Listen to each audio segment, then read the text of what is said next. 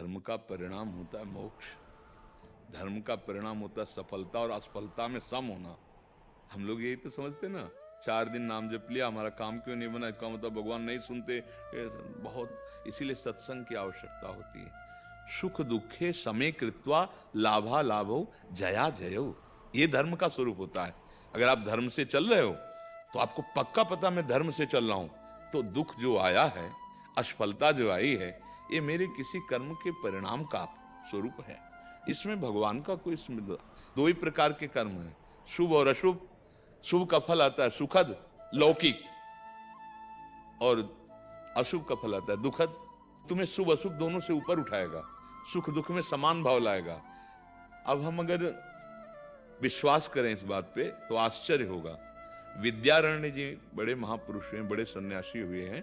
उन्होंने अपने माता पिता को देखा कि दरिद्रता के कारण खान पान की भी व्यवस्था नहीं, ब्रह्म ऋषि थे, पर तो उनका मैं गायत्री अनुष्ठान के द्वारा संपत्ति प्राप्त करूंगा और माता पिता को सुखी करूंगा। तो 24 लाख मंत्रों का एक पुरस्चरण होता है, तो 24 लाख गायत्री का अनुष्ठान किया, कुछ नहीं हुआ। फिर दूसरा अनुष्ठान किया, तीसरा अनुष्ठाान किया, माता पिता तो धीरे धीरे पधार गए, पर वो जिद ऐसी लगी रही कि आखिरकार क्या मंत्र का प्रभाव ही नहीं। 23 पुरस्चरण किए, करते करते बाल्यावस्था जब यज्ञोपवीत हुआ तो तब से लेकर अब अर्ध जीवन की अवस्था होगी पुरस्चरण करते हुए। अब उन्होंने कहा कि क्या जीवन, सन्यास ले लिया। जे ही सन्यास लिया तो वेद माता गायत्री प्रकाशित हो गए, सामने आ गए साक्षात, और कहा बेटा अब देवराज इंद्र का पद भी तुम्हारे लिए दुर्लभ नहीं। उनका हम आप तो सन्यासी हो गए अब हमको तो कुछ ना तो ब्रह्मा का पद चाहिए और न देवराज इंद्र का पद चाहिए, पर हम आपसे ये प्रार्थना करते हैं कि 23 पुरस्चरण किए धन के लिए, गायत्री तो बहुत सामर्थ्यशाली माता है, 23 पुर आप क्यों नहीं आई? तो उनका तुम्हारे अनंत जन्मों में ऐसे छोटे छोटे पाप तो भस्म सब हो गए, ऐसे 24 महापाप थे, एक एक पुरस्चरण से वो नष्ट हुए। हाँ, अब जब सन्यास लिया 23वें के बाद, तो एक पुरस्चरण का काम सन्यास ने कर दिया। अब तुम निष्पाप हो, तुम जहां चाहो राज्य कर सकते हो। बोलो बोले नहीं, अब तो मैं सन्यासी हो गया, अब तो अपने स्वरूप में स्थित। तो देखो इतना बड़ा अनुष्ठान भी, वो महापाप उनके 24 ऐसे अटके कि धन प्राप्ति नहीं। तो बात यहां समझनी है कि कुछ हमारे जमा है, लेकिन जो बन चुका है, देखो किडनी फेल है, डायलिसिस हो रहा है, कष्ट भोग रहे हैं, तो बोले आपको भजन का फल क्या मिला? दहाड़ रहे हैं। ऐसी स्थिति में दहाड़ रहे और मस्त हैं।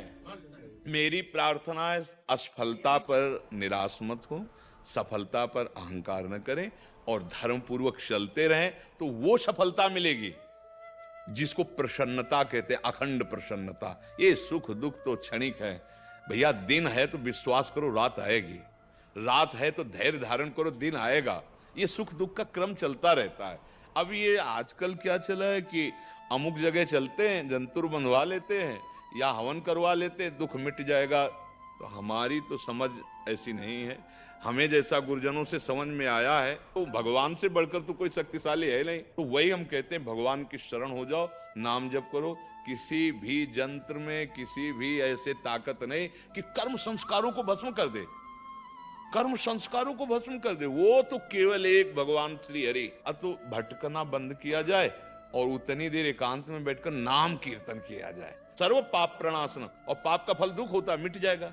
जैसे कोई यहाँ आया और बोले हमारा दुख मिट गया, हमारा काम बन गया, तो तुम्हारे सुकृत से हुआ।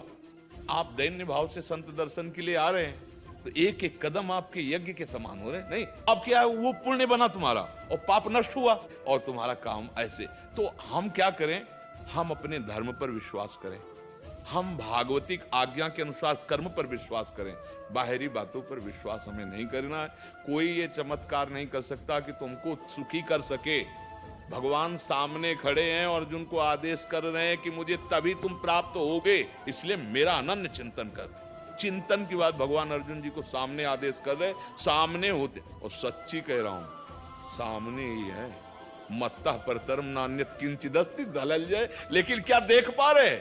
सामने वो छलिया विविध रूपों को, यही विराट रूप है। स्त्री पुरुष जड़ चैतन भयंकर कोमल, बड़ा बीभत्स, भगवान का रूप वर्णन विराट में ना, यही यही संपूर्ण ब्रह्मांड, ये विराट स्वरूप भगवान में पहचानो।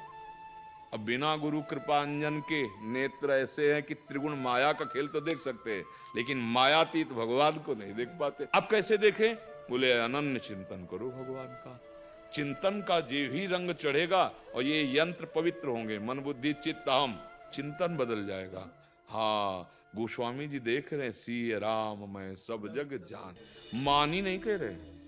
कोई कह दे भाई आपकी मान्यता है, वो कह रहे मान ही नहीं, मैं जान के बोल रहा हूं, मैं जान रहा हूं उस एक तत्व के सिवा कोई नहीं, सिया राम के सिवा कोई नहीं। ऐसे चिद चिद लक्षणम सर्वम राधा कृष्णमयम जगत, चेतन अचेतन सब राधे श्याम, वो सिया राम राधे श्याम।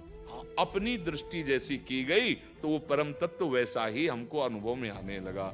लेकिन जब हमारे अंदर मलिनता है तो अब नानात्व तो आ रहा है, दुख सुख आ रहा है। तो जड़ से दुख सुख को मिटाने का उपाय भगवान का आश्रय लेकर भगवत नाम कीर्तन, भगवत नाम जप, भगवत कथा श्रवण, भगवत कथा गायन, यही माया पर विजय प्रदान कर सकता है। कलयुग में ये सब ध्यान धारणा समाधि आदि अत्यंत कठिन है, क्योंकि शरीरों की स्थिति, खान पान की स्थिति, वायुमंडल ऐसा नहीं। अब देखो धुआं फैला हुआ है, इसमें समाधि लगेगी? ऑक्सीजन खत्म होता चला जाए, अरे जीना मुश्किल हो जाएगा, फेफड़े खराब हो जाएंगे। अब साधना बनेगी। हम अब इसीलिए चिल्ला चिल्ला कहते कुछ समय है, अभी तो बच्चा है, 4,32,000 में 5,000 के ऊपर चल रहा है अभी। आ जरा थोड़ा 32,000 क्रॉस कर ले तो फिर देख ला तांडव इस कलयुग का क्या होता है, फिर बजल। अभी देख लो क्या है, जो जीवन में बहुत निंदनीय माने गए आचरण, वो आज पार्टी में बंदनीय माने जा रहे हैं, नहीं माने जा रहे। मदिरा पीना, बेविचार करना, ये सब जुआ खेलना, गंदे गंदे आचरण करना, ये ऊंची पार्टी मानी जा रही।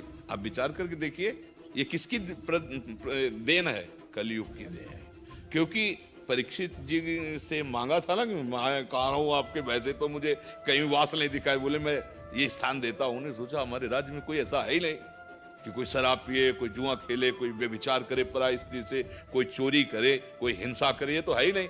ये स्थान दे दिए। उसने कहा हम एक को भी नहीं छोड़ेंगे, सबको ऐसे ही बना देंगे। अब देखो दुख सुख को समान भाव से सहने की सामर्थ्य धर्म प्रदान करता है। फिर अंततो गत्वा परम सुख का अधिकारी धर्मात्मा पुरुष होता है। और ये हमें पक्का विश्वास है शास्त्र वचन के अनुसार, धर्मो रक्षति रक्षिता, धर्म से चलोगे तो धर्म तुम्हारी रक्षा कर लेगा, ऐसी स्थिति नहीं आने देगा। ये तो पक्की बात है, धर्म स्वयं तुम्हारी रक्षा कर लेगा। हाँ ये जरूर है कि तुम विचलित हो सकते हो कुसंग के कारण।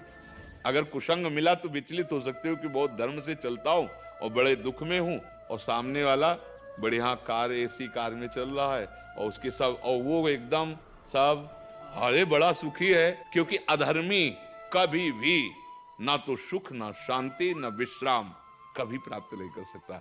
धर्मात्मा थोड़े दिन विचलित हो सकता है और उसे परम विश्राम मिलेगा, विश्वास मानिए। हाँ, हर दुख की परिस्थिति में एक आनंद की ऐसी लहर आएगी कि आप फिर बादशाह बनकर चलने लगेंगे। धर्म का स्वरूप यही होता है। ये पूरे जीवन में देखा है। जैसे बाल्यावस्था से भगवत मार्ग में चले तो कभी कभी एक अंधकार सा आया, कोई नहीं अपना, कोई सहयोगी नजर नहीं आ रहा, तो एक प्रकाश आया उसी समय। फिर वो एक कदम बढ़ा, चल आगे चल। कोई था ऐसा मित्र जिसे हम जानते नहीं थे, और वो हमको आखिरी में परिचय मिला कि जिसके लिए हम चले थे वही था, उसी ने। तो वो धर्म स्वरूप है, भगवान का स्वरूप धर्म है। भगवान श्री कृष्ण जिनके सारथी बने, धर्म के कारण ही तो बने ना।